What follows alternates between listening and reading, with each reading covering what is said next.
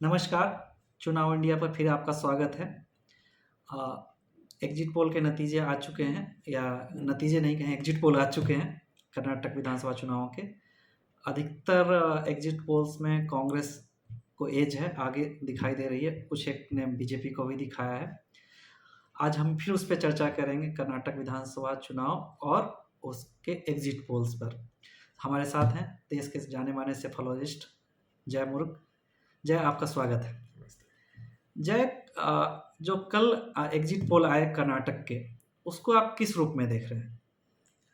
देखिए, कर्नाटक एक बहुत इंटरेस्टिंग राज्य है जहाँ पे जो पोल का मार्जिन ऑफ एरर होता है 3%, उसमें अगर हम दोनों दलों को फॉर एन एजम्पशन एक मानने के लिए एक ही स्तर पे मानते हैं, लेकिन वो 3% मार्जिन ऑफ एरर से 80 और 110 ऐसा सीट का फर्क आना शुरू हो जाता है।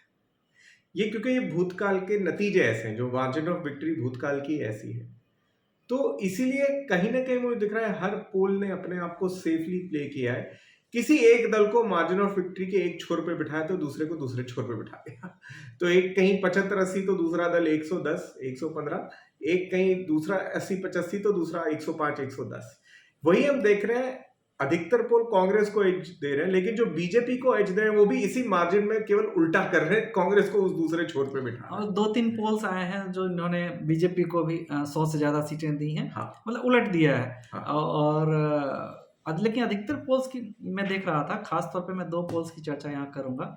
एक आज तक एक्सिस माई इंडिया का पोल जिसने कांग्रेस को सबसे अधिक सीटें दी हैं, 122 से 140। वो तो क्लीन स्वीप दे रहा है। और दूसरा चाणक्य का पोल न्यूज़ 24 पे चला, उन्होंने एवरेज दिया है कि हाफ ए मार्क के आसपास, 112 के आसपास। और अमूमन मैं देख रहा हूँ अधिकतर पोल्स भी वही चल रहे हैं, कांग्रेस को हाफ ए मार्क के आसपास और बीजेपी 80, 85, 90, 95, इससे ज़्यादा किसी पोल में ज़्यादा नहीं है। जी। देखिए, एक ये बात है कि हाफ वे मार्क मतलब 110 के ऊपर जाने के बाद भी 113, 110 हम इजी है इसलिए बोल देते हैं। 110 के पार जाने के बाद भी एक जो मार्जिन होती है 3% या एकदम कुछ सीटें हैं जो पिछले चुनाव का मैं डेटा देख रहा था, लगभग 35 सीटें जो 3 या 4% मार्जिन मतलब 2% स्विंग से आप बदल सकते हैं। तो अगर उन 35 में से पिछली बार 27 कांग्रेस के पास थी, तो अगर ऐसी आप वापस 2% स्विंग जोड़ दे तो 110 और 27 होता है 137, तो 140 के करीब का आंकड़ा होता है जो एक्सिस माई इंडिया बोल रहा है। तो सेफोलॉजिकली वो बिल्कुल ठीक बैठता है। उनको केवल ये जस्टिफाई करना होता है कि वो ज्यादा 2% की स्विंग कहां से निकाल रहे हैं, जिसके लिए वो शायद जातिवार आंकड़े भी दे रहे हैं। हाँ, कल मैं देख रहा था कि उन्होंने जो एक्सिस माई इंडिया के पोल की चर्चा करें, एग्जिट पोल की, तो उन्होंने 2 चीज़ें बताई जिसकी वजह से वो ज़्यादा सीटें दे पा रहे हैं। एक तो कि हैदराबाद, कर्नाटका, नॉर्थ कर्नाटका, इस ज़ोन में उन्होंने कहा कांग्रेस को ज़्यादा बढ़त मिली है, उन्होंने बीजेपी से सीटें छीनी, जो उनके एग्जिट पोल में दिख रहा है, नतीजे अभी आने बाकी हैं। और उसके पीछे उन्होंने कारण जो बताया कि एक तो जो चुनाव पोलराइज करने की कोशिश की जाती है, उसमें उल्टा एंटी पोलराइज कह लें या आप उसको दूसरा शब्द क्या देना चाहेंगे कि वो कांग्रेस के पक्ष में हुआ। जैसे वो कह रहे थे कि 13% मुसलमान हैं, वहाँ पे 2% क्रिश्चियन हैं, वो लगभग पूरी की पूरी तरह कांग्रेस के खाते में गए हैं। और जो कांग्रेस ने मल्लिकार्जुन खड़गे को अध्यक्ष बनाया, वो भी उसी हैदराबाद कर्नाटका जोन से आते हैं, गुलबर्गा से।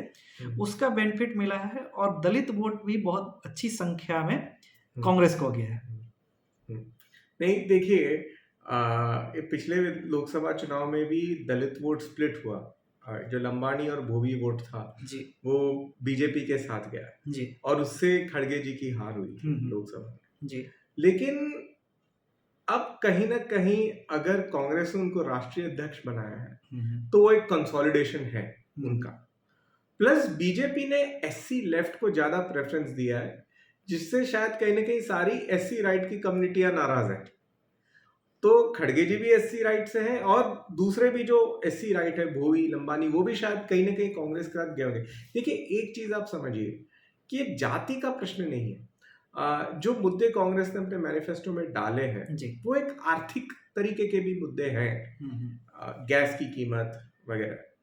तो बेरोजगारी भत्ता, महिलाओं को हाँ, भत्ता। तो कहीं ना कहीं जो वर्ग निम्न आय वर्ग है सबसे उनको टच करता है। उनको बिल्कुल टच कर, उनको हार्ट टचिंग इश्यूज हैं वो। हम्म, तो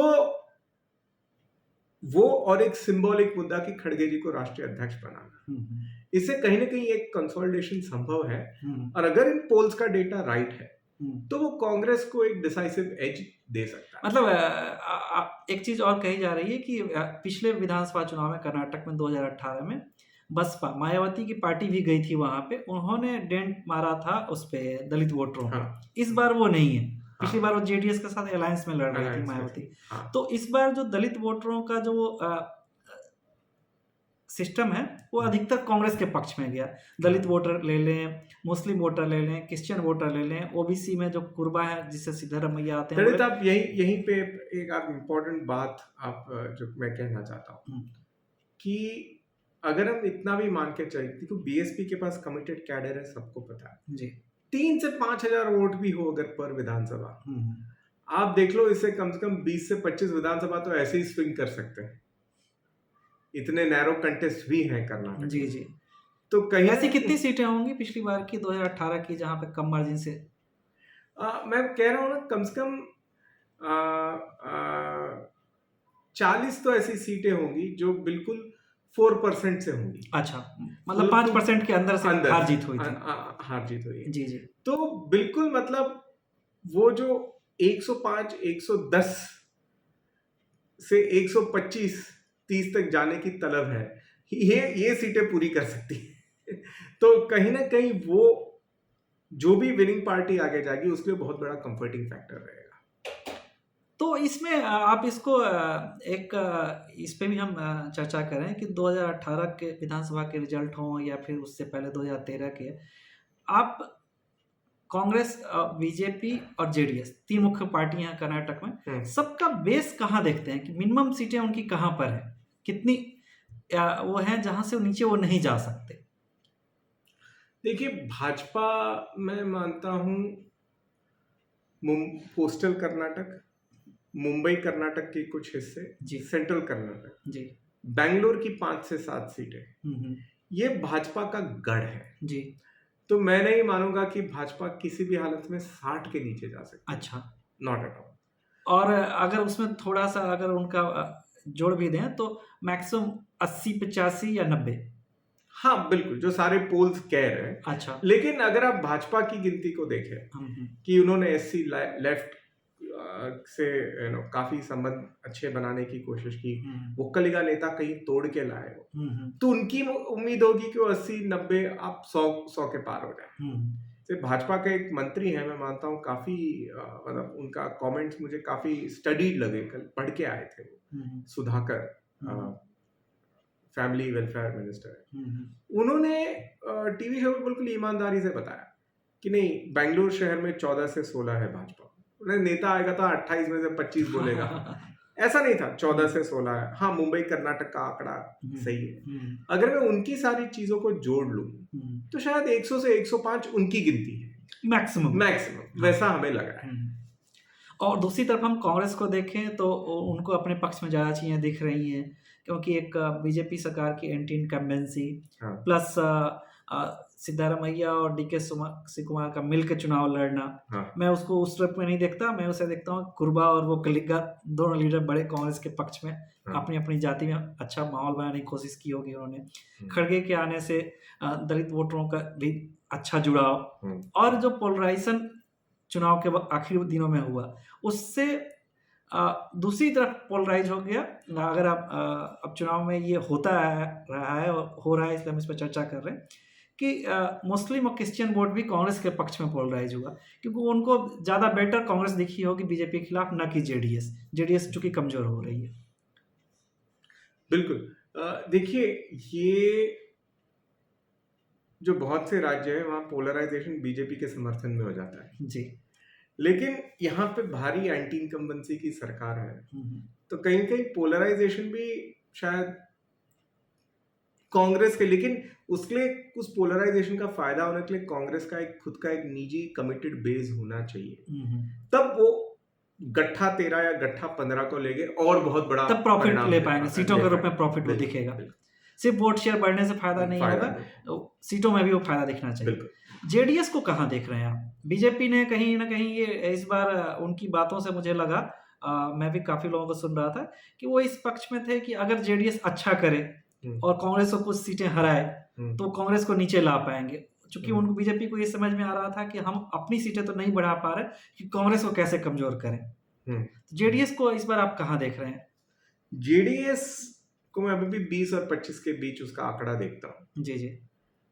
वो होगी कल शाम को 6:15 बजे कुमार स्वामी जी का एक वक्तव्य था। बहुत कम लोगों ने पढ़ा वो। टाइम्स ऑफ इंडिया पोर्टल को था। उन्होंने उसमें कहा है कि कम से कम 25 जिताऊ सीटें हम नहीं जीत रहे क्योंकि हमारे पास रिसोर्स नहीं थे। ये बहुत बड़ा, मतलब पोलिंग के अंत पर एक नेता का अपने पार्टी के विषय में ऐसा कहना बहुत बड़ी चीज है। तो कहीं ना कहीं वो एक इनडायरेक्ट ये भी है कि हम शायद हार सकते हैं, उन सीटों पे हम कमजोर हो चुके हैं। हाँ, और वो 25 जिताऊ बोल रहे हैं। अच्छा, जिताऊ सीटें, मतलब अगर वो आप उनकी पूरी जिताऊ संख्या भी आप 50-55 की मानो, उसमें से अगर वो 25 निकाल दो तो खुद मान रहे कि हम 25 पे समेट जाएंगे। तो वो कम भी हो सकती है संख्या, अगर कांग्रेस ने अच्छा किया होगा या उस सीटों पर। मुझे लगता है अधिकतर सीटों पे कांग्रेस वर्सेस जेडीएस ही है। कुछ ही सीटें हैं ना। बयान भी एक सिग्नल है कि कहीं न कहीं कांग्रेस अच्छा कर रही है। अच्छा, कांग्रेस, क्योंकि जेडीएस के बेल्ट में मुख्य मुकाबला कांग्रेस से है। तो मुझे लगता है कि बीजेपी से मुकाबले वाली जेडीएस की सीटें बहुत कम है। हाँ, नई पैदा होंगी, अब पहले नहीं थी। अधिकतर सीटें वैसी जहां जेडीएस है वहां बीजेपी नहीं घुस पाई। इसको अब अगर हम थोड़ा और आगे जाएं, अब 13 तारीख को नतीजे आएंगे तो बहुत ज़्यादा क्लियरिटी हो जाएगी। उसके बाद डेटा देख के सीट वाइज हम इस पर डिस्कशन कभी करेंगे कि ये कहा जाता है कर्नाटक के चुनावी पिछले 2 दशक का देखें, बीजेपी ने जब से वहां इमर्ज किया है कि जब भी विधानसभा में जो पार्टी आती है, एक तो ये है कि सरकार बदलती है 5 साल बाद, ठीक है। पिछली बार क्लियर मेजोरिटी नहीं थी तो कभी बीजेपी कभी वैसे सरकारें बनी, पीछे जेडीएस और कांग्रेस की ही बनी, कि जो पार्टी विधानसभा में सत्ता में आती है वो लोकसभा में दूसरी सकती है। कांग्रेस बीजेपी के बाद जेडीएस बनाई, लेकिन 2020 में 26 सीटों के अलायंस जीत करी। तो इस चुनाव में अगर कांग्रेस को देख रहे हैं, नतीजे अभी तय लोकसभा चुनाव अगले साल है, इसमें आप क्या देख रहे हैं? बीजेपी को अगेन एज होगा? देखो, परिणाम अलग हो सकता। 2013 में बीजेपी बुरी तरह पिट गई थी कर्नाटक में जी। 20% वोट था, येडियुरप्पा का 9.5% था, श्रीरामुलु और रेड्डी लोगों की पार्टी का 2.5% था, मिला के 32% है जी। लेकिन लोकसभा चुनाव 2019 का आते आते उनको 43% वोट मिला बीजेपी को। और कांग्रेस दूर नहीं थी, कांग्रेस 41 में थी, अकेले भी मिला। हाँ, अकेले। जी जी। तो मतलब कहीं ना कहीं लोकसभा के नतीजे अलग होंगे इससे, वो बहुत तय है। वो हमारे भी जितने लोग वहाँ मूव कर रहे थे चुनाव में, अधिकतर लोगों ने यही कहा कि लोकसभा में लोग मोदी की बात करते हैं, यानी मोदी वेव या सेंट्रल उसके हिसाब से चुनाव होगा। तो अगर जो बीजेपी के वोटरों की नाराजगी होगी वो इस विधानसभा में देखने को मिलेगी, रिजल्ट नतीजे आएंगे तो दिखेंगे, और वो नाराजगी खत्म हो जाएगी एंटी इनकम्बेंसी, तो अगले चुनाव में जो अगले साल लोकसभा चुनाव होने उसमें बीजेपी को फायदा होता हुआ आप देख रहे हैं। बिल्कुल। तो आज के लिए बस इतना ही। आज हमने एग्जिट पोल पर जय मूर्ख से चर्चा की। आगे जब हम बैठेंगे इस चुनाव का और क्या इम्पैक्ट पड़ने वाला है दक्षिण से, अगर बीजेपी की विदाई हो रही है तो बाकी राज्यों के चुनाव लोकसभा के साथ उड़ीसा के, आंध्रा के, तेलंगाना के चुनाव होंगे। उससे पहले राजस्थान, छत्तीसगढ़ और मध्य प्रदेश के चुनाव होने इस साल दिसंबर में। लोकसभा के बाद फिर महाराष्ट्र, झारखंड, हरियाणा के चुनाव होने हैं।